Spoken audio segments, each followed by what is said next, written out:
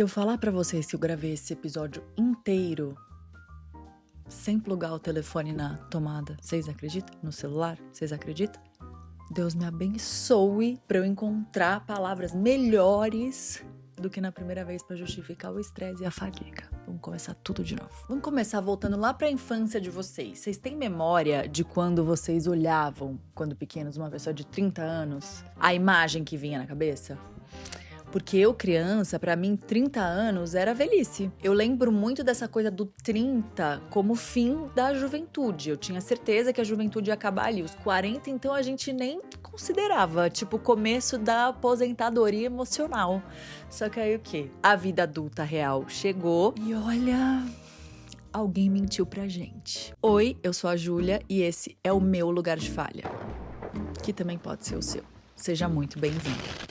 Em janeiro de 2026, farei 40 anos. Sim, chegarei na tal da meia-idade. E é sobre isso que falaremos nesse episódio, porque eu tô vivendo isso já há algum tempo. Já tem uns 2, 3 anos, 4, que as minhas amigas ao redor têm feito 40 anos cada uma. E a minha vez tá chegando, em janeiro será a minha vez. E aí, vocês estão assistindo Vale Tudo? A novela Vale Tudo? Eu não tenho tempo. Acho que a última novela que vi foi Avenida Brasil. Porém, fui impactada por um meme que fazia o comparativo das atrizes e dos atores do primeiro elenco de Vale Tudo pro Vale Tudo de agora. E assim, é impressionante como os atores com a mesma idade imprimiam muito mais velhos do que os de agora, da nossa geração. Por exemplo, a Paola Oliveira, que faz o personagem da Renata Sorrah, elas fazem a mesma personagem e elas tinham exatamente a mesma idade. A Renata Sorrah também tinha 41 quando fez a novela em 1988 e a Paola tem 41 anos. Elas têm a mesma idade e você olha a foto das duas na mesma idade, a Renata Sorrah parece mãe da Paola. Muito louco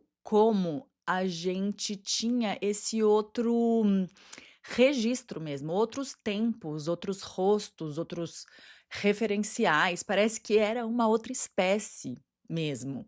Então, talvez a primeira grande mudança, eu acho que seja essa. A nossa geração, ela tá reescrevendo a cara e o significado, não é só a cara e o significado dos 40 anos. Gente, olha a luz aqui de casa. Sabe o que a gente vai sempre ter esse entardecer, porque é o horário que a criança vai o quê? Pra natação, pro circo, e aí eu me enfio aqui no closet pra gravar, mas é muito, ó, quem tá vendo e não só ouvindo, cadê o emoji do sol nos comentários pra eu saber que vocês estão vendo e não só ouvindo, porque o que eu queria mesmo era só fazer negócio do áudio. O negócio do áudio ia ser mais fácil minha vida, mas assim, a turma que trabalha comigo fala que vocês querem a imagem. Coloca o solzinho pra eu ver que eles têm razão, ou pra eu provar que quem tem razão sou eu. Quem não vê a imagem, coloca o quê? A nuvem. A chuva, o trovão. Então vamos voltar pro tema do episódio. Vamos começar falando de todas as promessas que fizeram pra gente e que foram quebradas. São muitas, né? Porque a nossa geração foi criada o quê? Com promessas de prosperidade, de estabilidade, liberdade. Prometeram estabilidade, mas entregaram o quê? Ansiedade. Prometeram liberdade e entregaram o quê? Prazos e mais prazos e mais prazos que nunca acabam. Prometeram prosperidade e encontraram o quê? Boleto atrasado. Prometeram aposentadoria aos 55 e tem gente começando do 0 aos 45. Prometeram estabilidade emocional. Todo mundo aí, ó, começando e terminando terapia e mudando de terapia e começando outra. Envelhecer hoje não é mais só biológico, é cultural, é econômico, existencial. Eu tava bem lendo uma matéria da Fortune, que nesse podcast a gente gosta de trabalhar o quê? Com dados. E aí os números são assim muito, muito claros. A gente chega aos 40 anos hoje ganhando 20% a menos que a geração anterior na mesma fase da vida. E o custo de vida nosso tá onde? Lá no alto, né, gente? Vamos falar aqui do preço do café, do ovo, do queijo. Juro, eu não consigo me acostumar com o preço do café e o preço do ovo. E aí o mercado de trabalho já começa a excluir com base na idade. Me marcou muito que quando meu pai fez 60 anos, 60, cravado, ele foi mandado embora. E que na empresa dele era muito comum, ninguém passava dos 60. E eu vivi dentro de casa o impacto que aquilo causou depois de, tipo, 40 anos de dedicação àquela empresa, de vestir a camisa, de nunca ter faltado trabalho. Sim, a gente hoje, aos 40, já tá começando a ficar com medo de passar nessa triagem aí da idade. E esse ideal de sucesso vai o quê? Ficando cada vez mais distante. E é engraçado porque antes você pensava assim, ah, crise da meia-idade. Ah, tá na crise da meia-idade. Era o quê? Comprar um carro conversível. Hoje em dia, a gente tá o quê? Meditando para não surtar. É burnout, reinvenção profissional, busca por propósito, frustração financeira, terapia. Vocês estão fazendo terapia, gente? É tão importante para mim saber se vocês fazem terapia. Queria saber se vocês já fizeram essa reflexão, vocês já pararam para pensar. Queria saber se esse tema já entrou na vida de vocês, não importa a idade que vocês tenham. Vocês já soltaram na terapia ou numa roda de amigos assim, ah, com essa idade eu achava que eu já teria conquistado tal coisa. Me conta, vamos se abrir um com o outro, vamos fazer. Eu já propus, né, dos nossos comentários serem um grande fórum pra gente trocar e se sentir menos sozinho. E eu posso até começar trocando aqui uma coisa com vocês. Eu tinha certeza que com 39 anos que eu tenho hoje, eu teria uma casa própria. Tinha certeza absoluta. Nem considerava outra possibilidade, imagina, 39. E eu vivo de aluguel. Inclusive, eu vivo de aluguel até por opção. Mas assim, a todo momento, o mantra do você precisa ter uma casa própria, você precisa trabalhar para ser independente, ter uma casa própria, que eu ouvi do meu pai a vida inteira. Meu pai sempre foi o cara que repetiu esse mantra 500 vezes na minha casa. Seja independente, tenha uma casa própria. Nunca faça uma tatuagem, nunca suba numa moto. Eram as coisas que meu pai pedia e me repetia muitas vezes na vida. A tatuagem e a moto eu falhei miseravelmente, mas a casa própria também. Mas foi uma escolha consciente essa de viver de aluguel. Foi uma escolha estudada, segue sendo, mas toda vez, aliás, quem viu o episódio passado, é uma questão falando, você sabe o que você tá fazendo? Eu toda hora penso que eu não sei se eu sei o que eu tô fazendo de estar morando de aluguel. Se a vida toda eu tinha esse roteiro padrão pra seguir de que aos 39 eu já deveria estar com a casa própria e eu tô sem uma casa própria. Então, o que acontece? A gente chega nos 40 nesse solo meio esquisito. Porque a gente não é mais jovem, até que me considero jovem, mas se você falar 40, não dá pra você falar que você é jovenzinha, não é jovem, mas também não é velha, zero velha. Então é aquela sensação meio de você tá nos 20% de bateria do celular, sabe assim, quando ele tá ali, ficou amarelinho, não tá desligado, mas também não tá no 100%. Então qualquer notificaçãozinha a mais a gente dá um medinho de pifar. Ainda tem bateria, mas a gente se desespera se vai pra longe do carregador. Funcionou essa metáfora? E eu me lembro muito da minha dermatologista Cacá Ritz, a gente estudou na mesma escola. A gente tem muitos amigos em comum. E eu, muito nova, comecei a trabalhar em revista. Trabalhava na revista Capricho e com 18 anos eu era editora de moda da Vogue. Ou seja, um cargo super importante, super grandioso, com 18 anos. Muito, muito nova. 17? 17, eu acho. Acho que com 17. Mas muito nova. E eu me lembro dela me falar o quanto ela olhava aquilo pela internet e aquilo deixava ela desconfortável. Ela falava assim, pô, eu tava lá na faculdade comendo croissant no intervalo da faculdade, me matando pra... Mas eu também fazia faculdade, né? Obviamente. E era surreal, assim, à tarde vendo sessão da tarde em casa e via... Na época a gente nem tinha Instagram ainda, mas nem lembro que tinha. Acho que tinha esses sites Glamorama, né? Na época a geração nova não deve nem nunca ter ouvido falar. Tinha uns sites meio que falavam da vida das pessoas tal, então ela falava, eu vi ali você...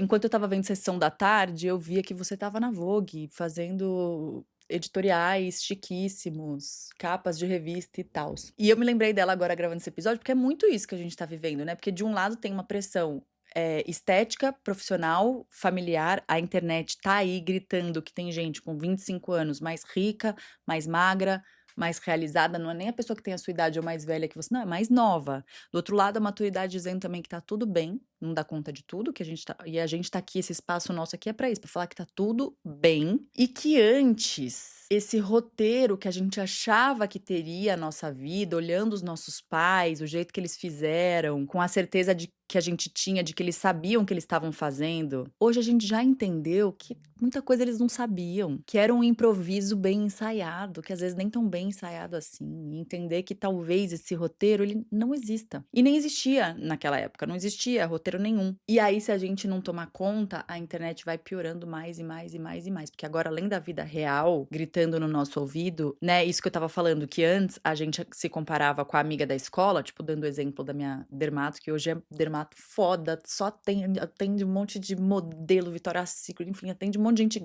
gigante, super, super conceituada, uma das maiores que tem no Brasil. No Brasil, na época, ela se comparava o quê? Comigo, que era amiga da escola. A gente estudou na mesma escola. Hoje em dia, com o celular na mão, o nosso recorte não é a pessoa que tá perto de você pra você se comparar, né? Que estudou, que tá no seu recorte de vida ali, que teve provavelmente umas oportunidades parecidas e tal. Não, hoje em dia você vai comparar com a CEO de 27 anos do LinkedIn, com essa influencer que eu falei de 25 anos, tem 4 casas, 3 filhos, barriga negativa, atriz de Hollywood que tem 40 anos e cara de 20, porque ela tem uma equipe de 40 pessoas cuidando dela e fez 1 milhão de procedimentos estéticos e cirurgias plásticas e enfim, a internet, ela é esse outdoor infinito de gente que parece saber viver melhor que a gente. Então, prometeram o quê? Casa própria. Mas tem gente aí aos 40 brigando com a imobiliária pra não aumentar o aluguel. Prometeram o quê? Um casamento feliz. Aí tem gente se divorciando aos 30, 35, 40, 45 e tentando aplicativo pela primeira vez.